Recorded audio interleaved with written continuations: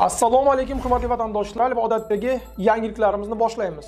Boshlashdan oldin katta iltimos, meni ko'rayotgan bo'lsangiz, podpiskani bosinglar. Podpiska bizning kanalimizga rivojlanishiga juda ham yordam beradi. Iltimos, shuni bosib qo'yinglar. Moskva hamda Moskva oblasti va Sankt-Peterburgdagi hamyurtlarimizga 10 yillik stajiga ega ishonchli dokument xizmatlarini taklif qilamiz.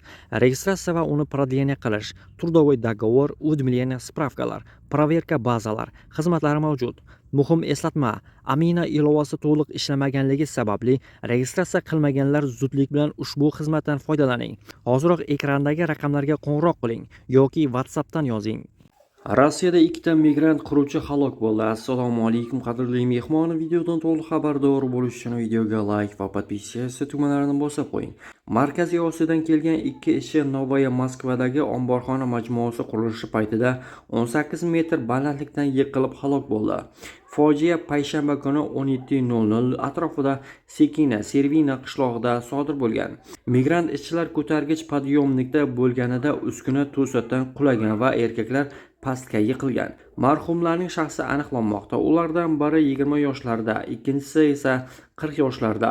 Barcha uskunalarning xavfsizlik talablariga muvofiqligini tekshirmagan qurilish kompaniyasi beparvolik tufayli o'lim uchun javobgar bo'lishi mumkin.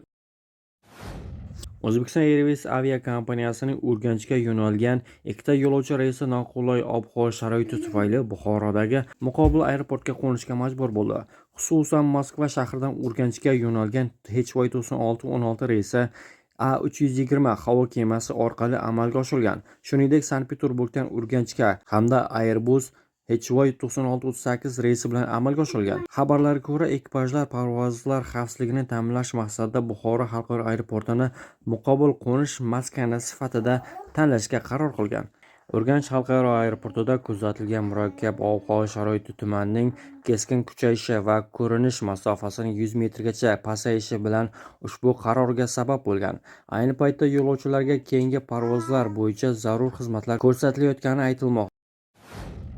Rossiyada migrantlar uchun rus tili bo'yicha yagona test tizimi joriy etiladi. 2026-yil 1-yanvardan boshlab Rossiyadagi barcha migrantlar rus tilini bilish bo'yicha testlarni kompyuter orqali va masofaviy texnologiyalar yordamida topshiradi. Hozirda bu chorani ta'minlash uchun tayyorgarlik ishlari olib borilmoqda. Ushbu tizimning maqsadi imtihon jarayonini shaffof qilish va bilimlarni baholashda inson omilini minimal darajaga tushirish ekani aytilmoqda. Shuningdek, har oy imtihon savollari yangilanadi va javoblarni ommaga ochib qo'yish amaliyotidan voz kechiladi. Hozirda imtihonni Rossiyaning barcha subyektlarida va chet elda 203 ta punktda topshirish mumkin. Chet elliklar uchun imtihon ustidan nazorat va monitoringni Rosobnadzor amalga oshiradi.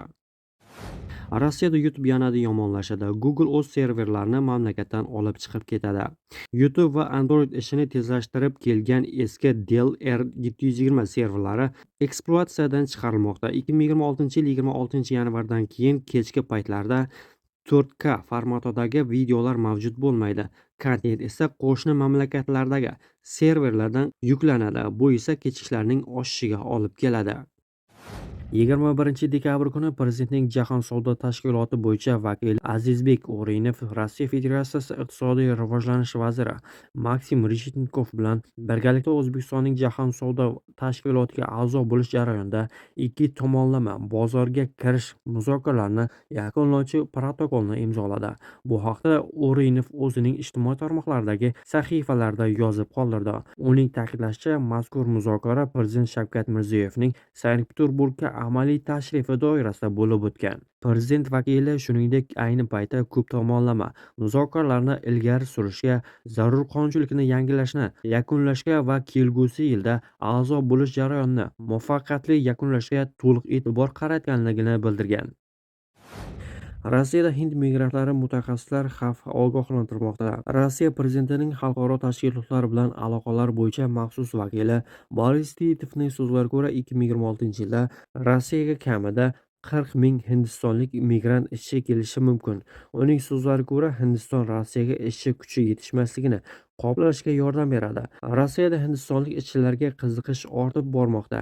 2022-yilda taxminan 8 mingta ish ruxsatnomasi berilgan bo'lsa, bu ko'rsatkich 2024-yilda 36 mingtaga yetdi. Hukumatning 2025-yilda viza olish huquqiga ega mamlakatlar uchun kvota deyarli 235 mingta joyni tashkil etadi. Shundan taxminan 30% Hindiston fuqarolari uchun ajratilgan. Bosh vazir o'rinbosari Denis Manturov ilgari sanoat maqsadlari uchun cheksiz miqdordagi hindistonliklar migrantlarni qabul qilishga tayyorligini bildirgan edi. Biroq mutaxassislar Hindistondan migrantlarning ommaviy oqimi yangi muammolarni keltirib chiqarishi mumkinligi haqida ogohlantirmoqda. Mutaxassislarning fikriga ko'ra, hindistonlik migrantlar rossiyalik ish beruvchilar uchun unchalik qiziqish uyg'otmaydi.